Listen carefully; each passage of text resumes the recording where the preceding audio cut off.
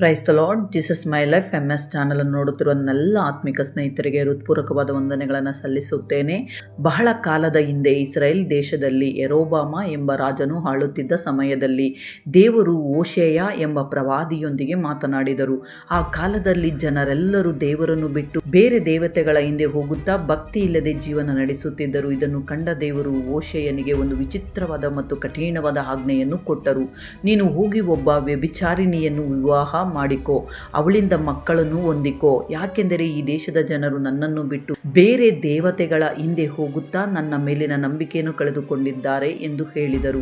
ದೇವರು ಹೇಳಿದಂತೆ ಓಶೇಯನು ಗೋಮೆರ್ ಎಂಬ ಸ್ತ್ರೀಯನ್ನು ವಿವಾಹ ಮಾಡಿಕೊಂಡನು.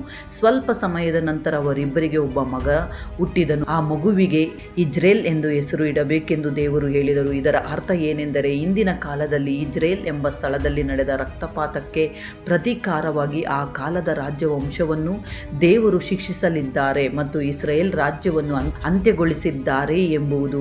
ಅನಂತರ ಗೋಮೆರ್ಗೆ ಒಬ್ಬ ಮಗಳು ಹುಟ್ಟಿದಳು. ಆಕೆಗೆ ಲೋರು ಆಮಾ ಎಂದು ಹೆಸರು ಇಡಬೇಕೆಂದು ದೇವರು ಹೇಳಿದರು. ಇದರ ಅರ್ಥ ಕನಿಕರವಿಲ್ಲದವಳು ಅಥವಾ ದಯೆಯಿಲ್ಲದವಳು ಎಂಬುದು. ಅಂದರೆ ಇಸ್ರಾಯೇಲ್ ಜನರ ಮೇಲೆ ದೇವರು ಇನ್ನು ಮುಂದೆ ಯಾವುದೇ ದಯೆಯನ್ನು ತೋರಿಸುವುದಿಲ್ಲ ಎಂದು ಎಚ್ಚರಿಸಿದರು.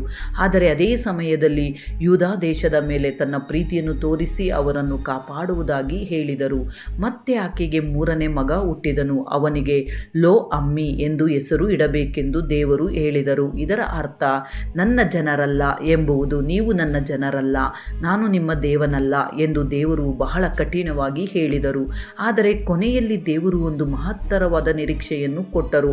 ಭವಿಷ್ಯದಲ್ಲಿ ಇಸ್ರಾಯೇಲರ ಸಂಖ್ಯೆ ಸಮುದ್ರದ ಮರಳಿನ ಕಣಗಳಷ್ಟು ಹೆಚ್ಚಾಗುತ್ತದೆ, ಲೆಕ್ಕಿಸಲಾಗದಷ್ಟು ಜನರಾಗುತ್ತಾರೆ ಎಂದು ಹೇಳಿದರು. ಎಲ್ಲಿ ಅವರನ್ನು ನೀವು ನನ್ನ ಜನರಲ್ಲ ಎಂದು ಹೇಳಲಾಗಿತೋ ಅಲ್ಲಿ ಅವರನ್ನು ಜೀವಂತ ದೇವರ ಮಕ್ಕಳು ಎಂದು ಕರೆಯಲಾಗುತ್ತದೆ ಎಂದು ವಾಗ್ದಾನ ಮಾಡಿದರು. ಇದಲ್ಲದೆ ಬೇರ್ಪಟ್ಟಿದ್ದ ಇಸ್ರಾಯೇಲ್ ಮತ್ತು ಯೂದಾ ರಾಜ್ಯಗಳು ಮತ್ತೆ ಒಂದಾಗಿ ಒಬ್ಬನೇ ನಾಯಕನ ಅಧೀನದಲ್ಲಿ ಏಕೀಕೃತವಾಗುತ್ತವೆ. ಅದು ಎಲ್ಲರಿಗೂ ಒಂದು ಮಹಾ ಹಬ್ಬದ ದಿನವಾಗುತ್ತದೆ ಎಂದು ದೇವರು ಓಶೇಯನ ಮೂಲಕ ತಿಳಿಸಿದರು. ಇಸ್ರಾಯೇಲ್ ಜನರು ದೇವರನ್ನು ಬಿಟ್ಟು ಅನ್ಯ ದೇವತೆಗಳಾದ ಬಾಳ್ ದೇವತೆಗಳ ಹಿಂದೆ ಹೋಗಿದ್ದರಿಂದ ದೇವರಿಗೆ ತುಂಬ ನೋವು ಉಂಟಾಯಿತು. ಒಬ್ಬ ಹೆಂಡತಿ ತನ್ನ ಗಂಡನನ್ನು ಬಿಟ್ಟು ಪರರ ಹಿಂದೆ ಹೋಗಿದರೆ ಆ ಗಂಡನಿಗೆ ಎಷ್ಟು ನೋವು ಆಗುತ್ತದೋ ಅದಕ್ಕಿಂತ ಹೆಚ್ಚು ನೋವು ದೇವರು ಅನುಭವಿಸಿದರು. ಜನರು ತಾವು ಪಡೆಯುತ್ತಿರುವ ಆಹಾರ, ಬಟ್ಟೆ, ದ್ರಾಕ್ಷಿರಸ ಇವೆಲ್ಲವನ್ನು ಆ ಬಾಳ್ ದೇವತೆಗಳೇ ಕೊಡುತ್ತಿವೆ ಎಂದು ತಪ್ಪಾಗಿ ಭಾವಿಸಿದ್ದರು. ಆದುದರಿಂದ ದೇವರು ಅವರಿಗೆ ಪಾಠ ಕಲಿಸಬೇಕೆಂದು ನಿರ್ಧರಿಸಿದರು. ಅವಳು ಹೋಗುವ ದಾರಿಯಲ್ಲಿ ಮುಳ್ಳಿನ ಬೇಲಿಯನ್ನು ಹಾಕಿ ಗೋಡೆಯನ್ನು ಕಟ್ಟುತ್ತೇನೆ. ಅವಳು ತನ್ನ ಹಳೆಯ ಪ್ರಿಯರನ್ನು ಭೇಟಿಯಾಗದಂತೆ ತಡೆಯುತ್ತೇನೆ. ಅವಳಿಗೆ ಕೊಡುತ್ತಿದ್ದ ಧಾನ್ಯ, ಎಣ್ಣೆ, ರೇಷ್ಮೆ ಬಟ್ಟೆಗಳನ್ನು ಎಲ್ಲವನ್ನು ಹಿಂಪಡೆಯುತ್ತೇನೆ. ಆಗ ಮಾತ್ರ ಅವಳು ನನ್ನ ಮೊದಲ ಗಂಡನಾದ ದೇವರ ಬಳಿಯೇ ನಾನು ಚೆನ್ನಾಗಿದ್ದೆ ಎಂದು ಅರಿಯುವಳು ಎಂದು ದೇವರು ಹೇಳಿದರು. ಅವಳು ಆಚರಿಸುತ್ತಿದ್ದ ಹಬ್ಬಗಳನ್ನು, ಸಂತೋಷವನ್ನು ದೇವರು ನಿಲ್ಲಿಸಿ ಅವಳ ತಪ್ಪುಗಳಿಗೆ ತಕ್ಕ ಶಿಕ್ಷೆಯನ್ನು ನೀಡುವನು. ಆದರೆ ದೇವರ ಉದ್ದೇಶ ಅವರನ್ನು ನಾಶ ಮಾಡುವುದು ಅಲ್ಲ, ಅವರನ್ನು ಮತ್ತೆ ತನ್ನ ಬಳಿಗೆ ತರುವುದು. ಶಿಕ್ಷೆ ನಂತರ ದೇವರು ಮಾಡುವ ಕಾರ್ಯ ಅಚ್ಚರಿಯಾಗಿದೆ. ಆತನು ಅವಳನ್ನು, ಅಂದರೆ ತನ್ನ ಜನರನ್ನು ಬಲವಂತಪಡಿಸದೆ ಪ್ರೀತಿಯಿಂದ ಮನವೊಲಿಸಿ ಅರಣ್ಯಕ್ಕೆ ಕರೆದುಕೊಂಡು ಹೋಗಿ ಅಲ್ಲಿ ಅವಳೊಂದಿಗೆ ತುಂಬ ಮಧುರವಾಗಿ ಮಾತನಾಡುತ್ತಾರೆ. ಅವಳು ಯಾವ ಸ್ಥಳದಲ್ಲಿ ಕಷ್ಟಗಳನ್ನು ಅನುಭವಿಸಿದಳೋ ಅದೇ ಅಕೋರ್ ಕಣಿವೆಯ ನಿರೀಕ್ಷೆಯ ದ್ವಾರವನ್ನಾಗಿ ಮಾಡುತ್ತೇನೆ ಎಂದು ವಾಗ್ದಾನ ಮಾಡುತ್ತಾರೆ.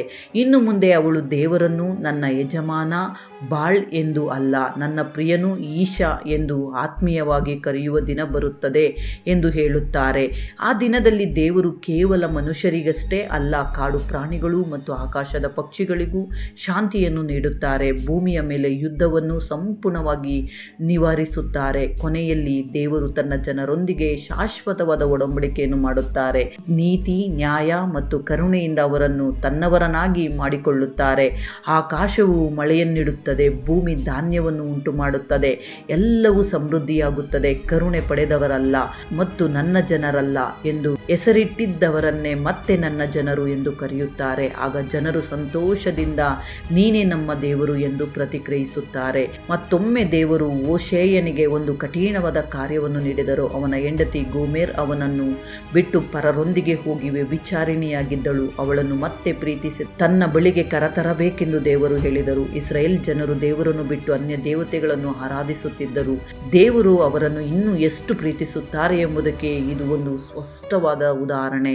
ಓಶೇಯ ಸೆರೆಯನು ತಕ್ಷಣ ಹೋಗಿ ತನ್ನ ಹೆಂಡತಿಯನ್ನು ಮತ್ತೆ ತನ್ನದಾಗಿಸಿಕೊಳ್ಳಲು 15 ರೂಪಾಯಿಯನ್ನು 1.5 ಓಮೆರ್ ಜವೆಗೋದಿಯನ್ನು ಕೊಟ್ಟು ಅವಳನ್ನು ಬಿಡಿಸಿಕೊಂಡನು. ಇದು ಅವಳನ್ನು ದಾಸತ್ಯದಿಂದ ಅಥವಾ ಸಂಕಟದಿಂದ ಮುಕ್ತಗೊಳಿಸಿದಂತೆ ಆಗಿತ್ತು.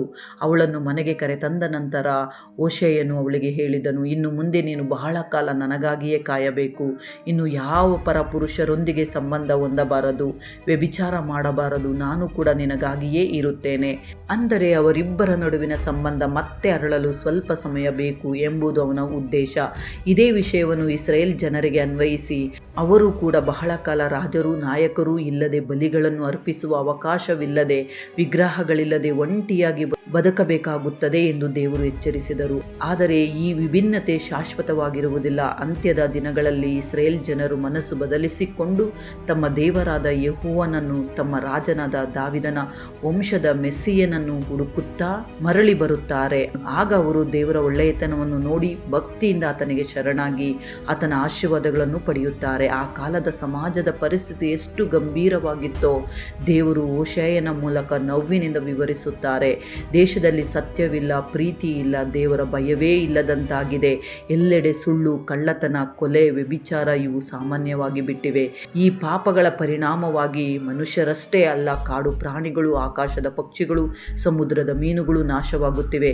ಪ್ರಕೃತಿಯೇ ದುಃಖಿಸುತ್ತಿದೆ ಎಂದು ದೇವರು ಹೇಳುತ್ತಾರೆ. ಈ ದುರವಸ್ಥೆಗೆ ಮುಖ್ಯ ಕಾರಣ ದೇಶದ ನಾಯಕರು ಎಂದು ದೇವರು ಸ್ಪಷ್ಟವಾಗಿ ಸೂಚಿಸುತ್ತಾರೆ.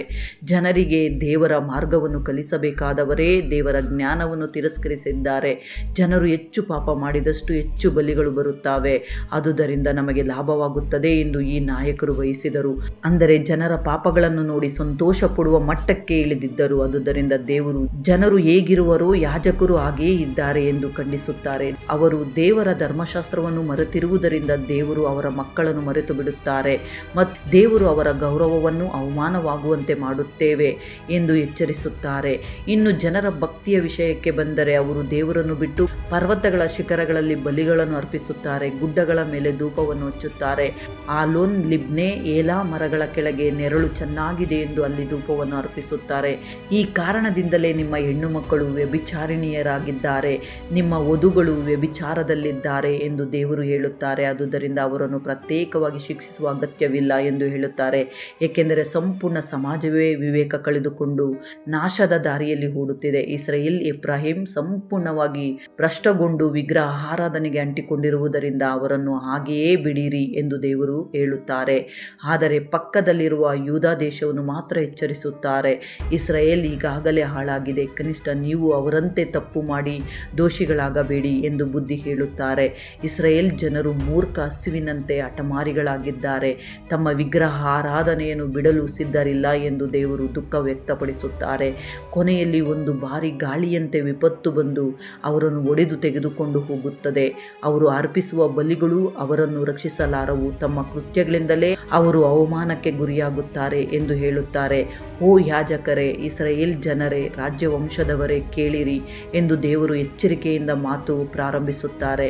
ಜನರನ್ನು ದೇವರ ಮಾರ್ಗದಲ್ಲಿ ನಡೆಸಬೇಕಾದ ಇವರೇ ಅವರನ್ನು ತಪ್ಪು ದಾರಿಗೆ ಒಯ್ಯುವ ಬೋನುಗಳು, ಬಲೆಯೂ ಆಗಿದ್ದಾರೆ ಎಂದು ದೇವರು ವಿಷಾದಿಸುತ್ತಾರೆ. ಜನರನ್ನು ಪಾಪದಲ್ಲಿ ಮುಳುಗಿಸುವಲ್ಲಿ ಇವರು ತುಂಬ ಆಳಕ್ಕೆ ಇಳಿದಿದ್ದಾರೆ. ಇಸ್ರಾಯೇಲ್ ಜನರು, ವಿಶೇಷವಾಗಿ ಎಫ್ರಾಯೀಮ್, ತಮ್ಮ ಹೃದಯದಲ್ಲಿ ದೇವರಿಗೆ ಯಾವುದೇ ಸ್ಥಳವಿಲ್ಲದಂತೆ ಮಾಡಿಕೊಂಡಿದ್ದಾರೆ. ಅವರ ಅಹಂಕಾರವು ಎಷ್ಟು ಹೆಚ್ಚಾಗಿದೆ ಎಂದರೆ ಅದು ಅವರ ಮುಖದಲ್ಲೇ ಸ್ಪಷ್ಟವಾಗಿ ಕಾಣಿಸುತ್ತದೆ. ಅವರು ಅನ್ಯ ದೇವತೆಗಳನ್ನು ಪೂಜಿಸುತ್ತಾ ವ್ಯಭಿಚಾರದ ಮದದಲ್ಲಿ ಮುಳುಗಿ ಹೋಗಿರುವುದರಿಂದ ದೇವರ ಬಳಿಗೆ ಹೇಗೆ ಮರಳಿ ಬರಬೇಕು ಎಂಬುದು ಅವರಿಗೆ ತಿಳಿಯುತ್ತಿಲ್ಲ. ದೇವರು ಅವರನ್ನು ನೋಡಿ, ನಾನು ನಿಮಗೆ ಪರಿಚಿತನು, ನೀವು ಮಾಡುತ್ತಿರುವ ಎಲ್ಲವೂ ನನಗೆ ತಿಳಿದಿದೆ ಎಂದು ಹೇಳುತ್ತಾರೆ. ಜನರು ತಮ್ಮ ಕುರಿಗಳು ಮತ್ತು ಎತ್ತುಗಳನ್ನು ತೆಗೆದುಕೊಂಡು ದೇವರ ಬಳಿಗೆ ಹೋಗಿ ಬಲಿಗಳನ್ನು ಅರ್ಪಿಸಿ ಆತನನ್ನು ಸಂತೋಷಪಡಿಸಲು ಯತ್ನಿಸುತ್ತಾರೆ. ಆದರೆ ದೇವರು ಈಗಾಗಲೇ ಅವರನ್ನು ಬಿಟ್ಟು ಹೋಗಿದ್ದಾರೆ. ಯಾಕೆಂದರೆ ಅವರು ದೇವರಿಗೆ ನಂಬಿಕೆ ದ್ರೋಹ ಮಾಡಿ ಆತನಿಗೆ ಸಂಬಂಧವಿಲ್ಲದ ಮಕ್ಕಳನ್ನು ಹೊಂದಿದ್ದಾರೆ. ಆದುದರಿಂದ ಅವರ ಹಬ್ಬಗಳು ಮತ್ತು ಅವರ ಆಸ್ತಿಗಳು ಶೀಘ್ರದಲ್ಲೇ ನಾಶವಾಗುತ್ತವೆ ಎಂದು ದೇವರು ಎಚ್ಚರಿಸುತ್ತಾರೆ. ನಂತರ ಯುದ್ಧವು ಬರುತ್ತಿದೆ ಎಂಬ ಸೂಚನೆಯಾಗಿ ತುತ್ತೂರಿಯನ್ನು ಊದಿರಿ ಎಂದು ದೇವರು ಹೇಳುತ್ತಾರೆ. ಗಿಬ್ಯಾದಲ್ಲಿ ಮತ್ತು ರಾಮ ಮೊದಲಾದ ಪಟ್ಟಣಗಳಲ್ಲಿ ಯುದ್ಧದ ಕೂಗುಗಳು ಕೇಳಿಸುತ್ತವೆ. ಇಸ್ರಾಯೇಲ್ ದೇಶವು ಬೇಗನೆ ನಾಶವಾಗುತ್ತದೆ. ಅದೇ ಸಮಯದಲ್ಲಿ ಯೂದಾ ದೇಶದ ನಾಯಕರು ಸಹ ತಮ್ಮ ನೆರೆಯವರ ಭೂಮಿಯನ್ನು ಕಬಳಿಸಲು ಗಡಿ ಕಲ್ಲುಗಳು ಸರಿಸುವ ಕಳ್ಳರಂತೆ ವರ್ತಿಸುತ್ತಾರೆ. ಆದುದರಿಂದ ದೇವರು ತನ್ನ ಕೋಪವನ್ನು ನೀರಿನಂತೆ ಅವರ ಮೇಲೆ ಸುರಿಸುತ್ತೇನೆ ಎಂದು ಹೇಳುತ್ತಾರೆ. ಇಸ್ರಾಯೇಲ್ ಜನರು ದೇವರ ಮಾತನ್ನು ಕೇಳದೆ ಮನುಷ್ಯರು ರೂಪಿಸಿದ ವ್ಯರ್ಥವಾದ ಆಜ್ಞೆಗಳನ್ನು ಅನುಸರಿಸುವುದರಿಂದ ಅವರು ರೋಗಿಗಳಾಗಿ ಬಲಹೀನರಾಗುತ್ತಾರೆ. ಇಲ್ಲಿ ದೇವರು ಒಂದು ವಿಚಿತ್ರವಾದ ಹೋಲಿಕೆಯನ್ನು ನೀಡುತ್ತಾರೆ. ಆತನು ಇಸ್ರಾಯೇಲಿಗೆ ನುಸಿಯಂತೆ ಯೂದ ಕುಲಕ್ಕೆ ಕುಂಟೆದಂತೆ ಇರುತ್ತಾರೆ. ಅಂದರೆ ಒಳಗಿನಿಂದ ಅವರನ್ನು ನಿಧಾನವಾಗಿ ನಾಶ ಮಾಡುತ್ತೇನೆ.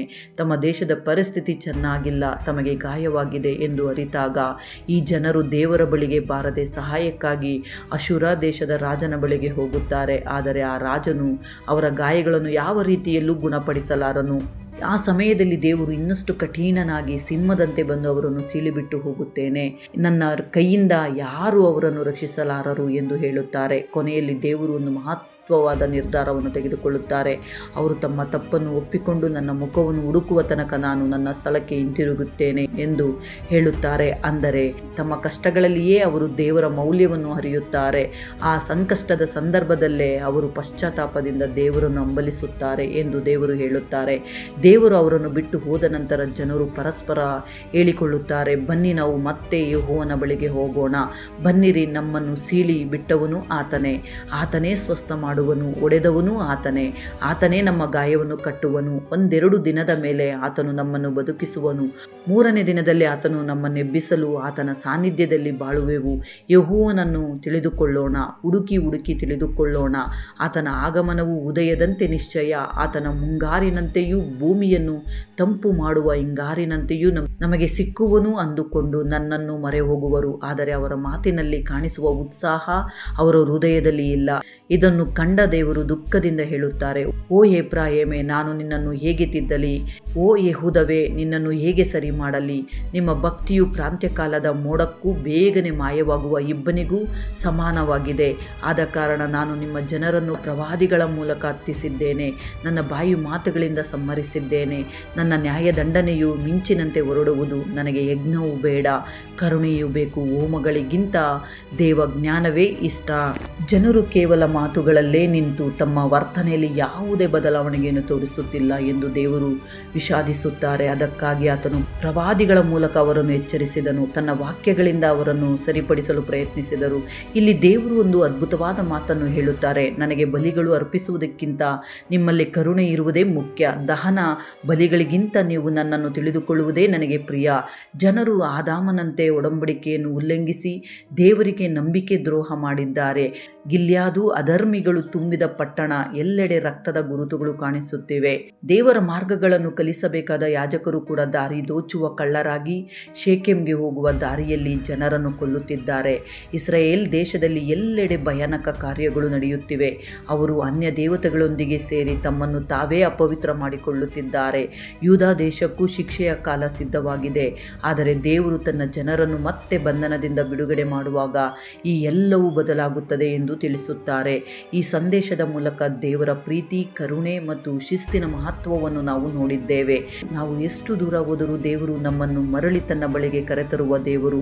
ಆದುದರಿಂದ ನಮ್ಮ ಜೀವನವನ್ನು ಪರಿಶೀಲಿಸೋಣ, ದೇವರ ಮಾರ್ಗದಲ್ಲಿ ನಡೆಯೋಣ ಮತ್ತು ಆತನನ್ನು ಹೃದಯಪೂರ್ವಕವಾಗಿ ಅರಿಯಲು ಪ್ರಯತ್ನಿಸೋಣ. ಈ ವಿಡಿಯೋ ನಿಮಗೆ ಆಶೀರ್ವಾದವಾಗಿದ್ದರೆ ದಯವಿಟ್ಟು ಲೈಕ್ ಮಾಡಿ, ಶೇರ್ ಮಾಡಿ ಮತ್ತು ನಮ್ಮ ಚಾನಲ್ಗೆ ಸಬ್ಸ್ಕ್ರೈಬ್ ಮಾಡಿಕೊಳ್ಳಿ. ಇನ್ನಷ್ಟು ಆತ್ಮಿಕ ಸಂದೇಶಗಳಿಗಾಗಿ ನಮ್ಮೊಂದಿಗೆ ಇರಿ. ಮತ್ತೊಂದು ಅದ್ಭುತವಾದ ಅಂಶದೊಂದಿಗೆ ಮತ್ತೆ ನಿಮ್ಮ ಬಳಿಗೆ ಬರಲು ಪ್ರಯತ್ನ ಮಾಡುತ್ತೇನೆ. ಸರ್ವಶಕ್ತ ದೇವರ ಮಹಾಕೃಪೆಯು ನಮ್ಮೆಲ್ಲರೊಂದಿಗೆ ಸದಾ ಇದ್ದು ನಮ್ಮನ್ನು ಕಾಪಾಡಿ ನಡೆಸಿ ಬಲಪಡಿಸಲಿ. ಆಮೆನ್.